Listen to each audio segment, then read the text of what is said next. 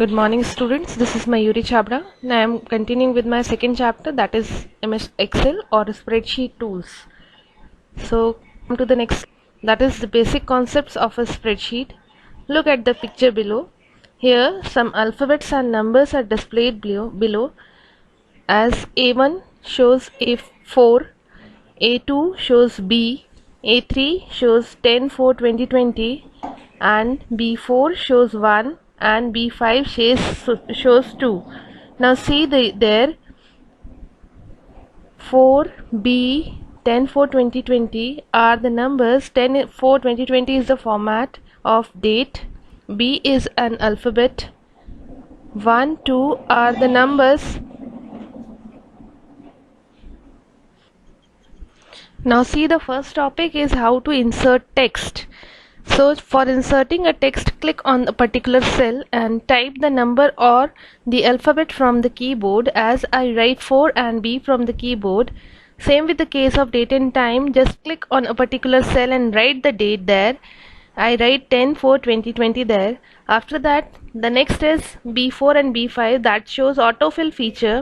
For autofilling the particular details, you have to first write numbers 1, 2 in a particular sequence, 1, 2 or any other number that you want to autofill. Autofill means a continuous sequence, but you have to write only few numbers of the starting.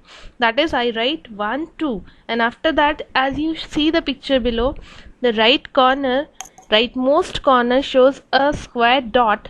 If you click on that particular square dot and drag it downwards, it automatically fills the number series till you drag the mouse. So see the next picture. Here again, I am autofilling the series from 1 to 10. I write 1, 2 and just drag the mouse button till downwards till 10. So it automatically fills the series 1, 2, 3, 4 and continues till 10. So this is the autofill feature of MS Excel that helps you to fill the series of any number, any alphabet. You can insert only a few numbers or alphabet of starting order, and after that drag the mouse button downwards. This is the process of autofilling. Now moving to the next slide, the basic concepts of spreadsheet. Here I can explain about different contents of a spreadsheet. The very first is the concept of worksheet and workbook. Next is active cell, entering text and numbers, entering date and time, and autofill feature, as all the features I have already explained in the last slide. Create and save spreadsheet. Now see how to create spreadsheet. The process to start MS Excel: first go to start button, all programs, then MS Office and MS Excel. For this you have to first install MS Office on your computer system, and after that, if it is installed on your computer system, it is automatically linked in all programs list. Now go to all programs, click on MS Office and click on MS Excel. As you click on MS Excel, it automatically opens a window for creation of a new spreadsheet. Now see how to create a new spreadsheet. Go to File tab. After clicking on the File tab, go to New option. Clicking on the New option shows different options for creating a new workbook. So here I am explaining about another feature of a spreadsheet, that is what is a workbook and a worksheet. As a worksheet is a single sheet, but if you combine more than one spreadsheet in a single window, that is called a workbook. As your single book has multiple pages, so same with the case of workbook. A workbook has multiple sheets in it. A sheet is like a page of a book, and workbook is the combination of multiple pages, that is multiple spreadsheets. Now after creativity of a particular blank workbook or any other template format, if you want to save that, you have to again go to save option or save as option from the File tab. After that, it shows different options for saving this in a particular location after clicking on the browse button. See the picture below. The Save As dialog box shows the options for saving the file. At the top of the window of Save As, it shows the location of the document where it is saved. Windows and network shortcuts is the saving location of this picture. After that, write the name of the file as I write second there. After that, click on the save button. So these are editing and formatting features of a worksheet: bold, italic, underline, font type, font size, subscript and superscript, text color and alignment. As these features I have already covered in my last YouTube video. So if you want to know about these features again, you have to refer to that particular video that I have already sent in the form of Word document. So for general information, bold is the feature that is used to create a document in bold letter. Italicize is the document feature that turns the document or a font or text or number in italicized format, that is tilting format. Underline is the feature that makes the font underline, that means you can underline any kind of text or font or number by this feature. Font type, that means different type of font styles are there. Font size, to increase the size of the font, numbers or text. Subscript and superscripts are the feature that are used to write the power and the number at below. That means subscript, for example H2O, 2 is the subscript, and for superscript like x square, so square 2 is the superscript. Text color, you can write the text in any color for making the text attractive. Next is the last feature of editing and formatting, that is alignment feature. It makes the document align from the left direction, right direction, justified direction and center direction. So you can align any kind of document, and for further details please look to the last video that I have already sent in the form of MS Word. Now I'm moving to the next slide. This is insert cells, rows and columns. How to insert cells? Firstly, see the picture below. To insert any row, column or cell, click on the cell. After clicking on the cell, it becomes an active cell, and as the cell becomes active cell, right click on the cell, go to insert option. As you click on the insert option, it shows a drop down menu of insert that shows 4 options as given in the figure: shift cells right, shift cells down, entire row and entire column. These are for insertions of the cell or row or column. So select the particular option as per the requirement and click on the OK button. Same with the case of, see this picture below. For deletion, again click a particular cell. After clicking, that cell become active cell, and on that active cell if you right click, a drop down menu occurs. In that drop down menu, click on the delete button.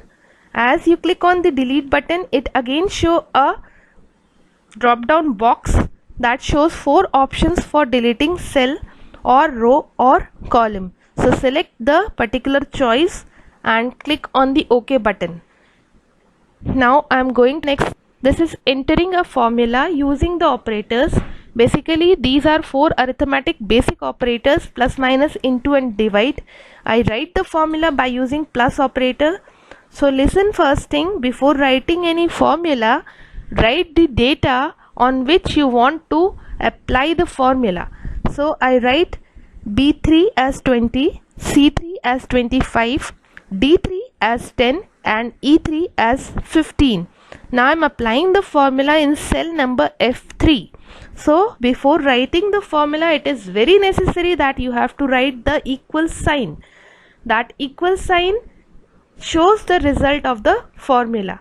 So write equal first. After that, select cell B3 or write B3 directly.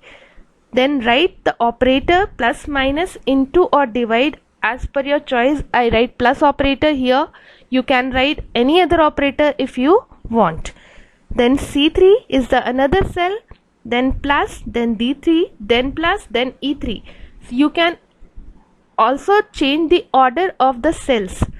So after writing the whole formula, just press the enter button. Here I am showing 2 pictures, one after another.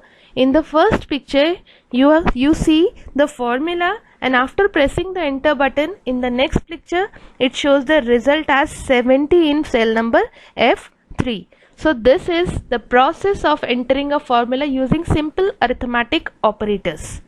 Now I'm moving to the next. Printing a worksheet.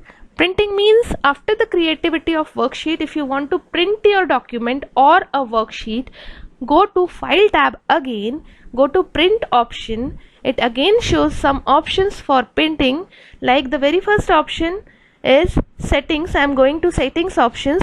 The very first option is printing active sheets. Active sheets means all the sheets that are in the document. If you want to select particular number of pages for printing, write the page numbers there. Now the next option is collated. As I already told, collated is the option that prints the document in even odd sequence. So select this option for printing the pages in 1, 3, 5, 7 or 2, 4, 5, 6, 2, 4, 6, 8 sequence. Next option is the orientation option. This option is used for setting the page direction. Portrait is the horizontal direction, portrait is the vertical direction and landscape is the horizontal direction. So this is the orientation that turns the page 90 degree for printing. Next option that shows A4 is the page size. You can select any kind of page size from here. Now the next option is margin option. You can select the margin of before printing for scaling your document.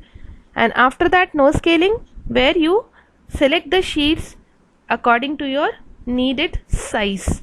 So this is the setting option. Select all the settings as per the requirement and click on the print button. As you click on the print button, it automatically prints the document by page, and this is printing done also by the help of shortcut key, that is Ctrl+P. Now I'm moving to the next slide. This is using simple statistical functions: sum, average, max, min and if. These statistical function means to calculate the data by using simple functions. Now listen students, what are the functions first?